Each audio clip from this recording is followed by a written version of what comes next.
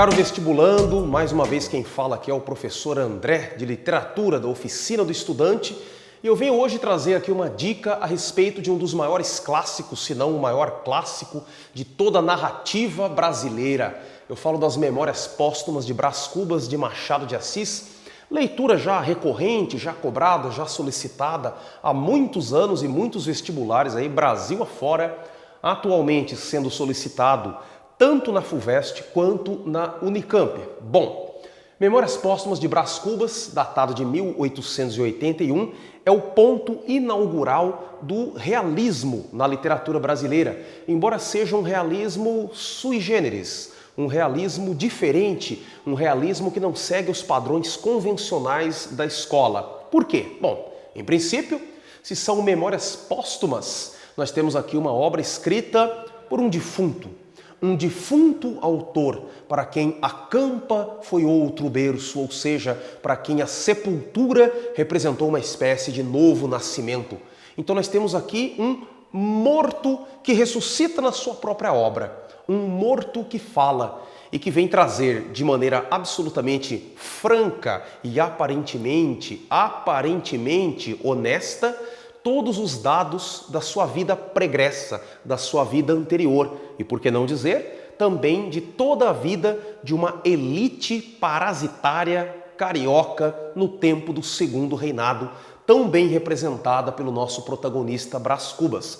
Bom, hoje eu venho falar não exatamente a respeito dos significados sociais da obra, que seriam inúmeros, mas a respeito dos seus aspectos estruturais, chamando a atenção para 3 pontos principais que não podem escapar à leitura do estudante atento, do estudante que se prepara para os grandes vestibulares. Primeiramente, o aspecto da metalinguagem ligado aos diálogos com o leitor, uma coisa tão bem feita pela figura de Brás Cubas aqui. O que vem a ser a metalinguagem? Nada mais é do que o tratamento da obra falando de si mesma, do seu próprio processo de composição. Já de cara, na abertura da obra, logo depois ali da dedicatória, relembrando: ao verme que primeiro roeu as frias carnes do meu cadáver, dedico como saudosa lembrança estas memórias póstumas. Pouco depois disso, você já tem uma advertência, uma introdução ao leitor, em que Brás Cubas comenta a sua própria obra ao leitor, dizendo que não vai copiar o estilo deste ou daquele mestre do passado e que vai fazer uma obra difusa, uma obra nova, que deve agradar o leitor. E se não agradar ao leitor, este será pago com um leve piparote e adeus. Metalinguagem, a obra comentando o seu próprio processo de composição.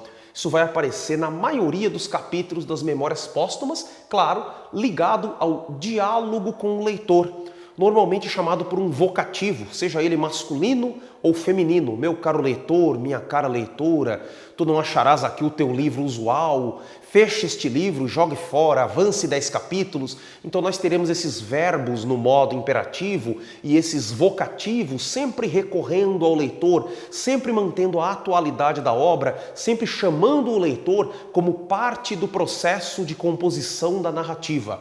Portanto, metalinguagem, a obra falando de si mesma, ligada ao diálogo com o leitor, sempre mantendo de maneira constante essa atualidade da obra. Ligado a isso, nós temos o segundo item, a chamada digressão, ou as digressões, já que elas vão acontecer várias vezes ao longo da obra, que vem a ser essas interrupções na narrativa, quebras na narrativa para a inserção de comentários ou até mesmo situações aparentemente absurdas no decorrer da história. Tudo isso se concentra em capítulos curtos. Relembrando, Memórias Póstumas de Brás Cubas é um livro relativamente curto. As edições não costumam passar de 200 páginas, mesmo com comentários. No entanto, nós temos apenas 160 capítulos, que se caracterizam por serem compactos, diretos, retos, curtos, alguns deles até mesmo sem palavras, marcando, portanto, uma certa inovação, vamos dizer assim, no seu design gráfico. Então esses capítulos curtos, muitas vezes, vão inserir comentários a respeito de outras situações da obra, marcando então uma chamada quebra na linearidade narrativa. Vamos então para o terceiro e último item dessa nossa dica de hoje, que são as famosas intertextualidades. Brás Cubas era um membro da elite culta carioca na época do Segundo Reinado.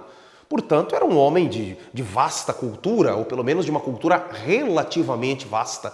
Por isso eu tenho citações aqui e ali de grandes mestres da cultura em geral e da literatura em particular.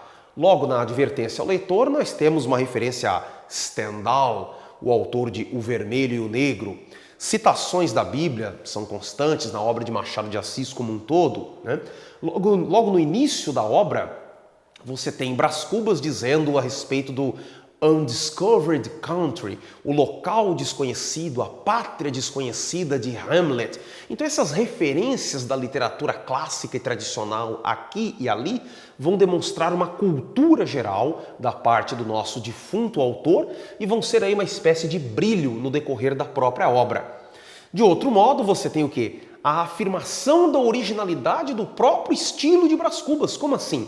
Logo na introdução do primeiro capítulo, o capítulo Óbito do Autor, você tem uma comparação, aliás, bastante arrogante, bastante pretensiosa de Brás Cubas entre ele próprio e Moisés, o autor do Pentateuco, os 5 primeiros livros da Bíblia.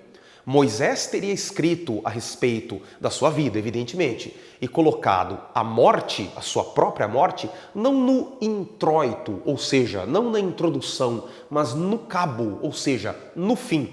Brás Cubas diz então querer fazer diferente, colocando a sua morte no início.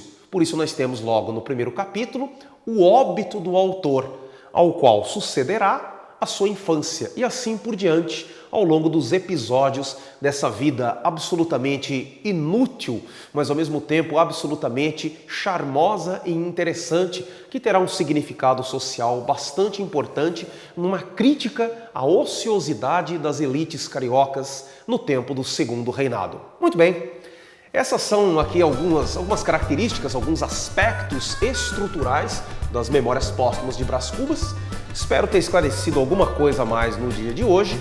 Desejo a você bons estudos e, é claro, desejo também que você se inscreva no nosso canal, curta outros vídeos, espalhe para os seus amigos. Fica aqui o meu abraço e até mais!